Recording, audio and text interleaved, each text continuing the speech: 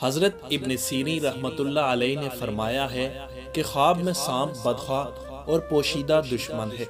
اگر کوئی شخص دیکھے کہ اس کے گھر میں سانپ ہے تو گھریلو دشمن پر دلیل ہے، اور اگر دیکھے کہ اس نے سانپ سے لڑائی کی ہے تو دلیل ہے کہ دشمن سے جھگڑا کرے گا، اور اگر دیکھے کہ سانپ اس پر غالب آیا ہے تو دلیل ہے کہ دشمن پر فتح نہ پائے گا، اور اگر دیکھے کہ سانپ نے اس کو کاٹا ہے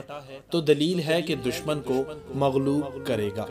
اور اگر اس نے سانپ کا گوشت کھایا ہے تو دلیل ہے کہ اسی قدر دشمن کا مال کھائے گا اور خیر اور خوشی دیکھے گا، اور اگر دیکھے کہ اس نے سانپ کے 2 ٹکڑے کیے ہیں تو دلیل ہے کہ دشمن سے انصاف حاصل کرے گا، اور اگر مرا ہوا سانپ دیکھے تو دلیل ہے کہ حق تعالیٰ اس سے شر اور آفت کو دور کرے گا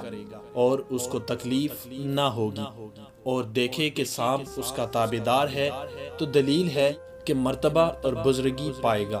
حضرت جعفر صادق رضی اللہ تعالی عنہ نے فرمایا ہے کہ خواب میں سانپ کا دیکھنا 10 وجہ پر ہے: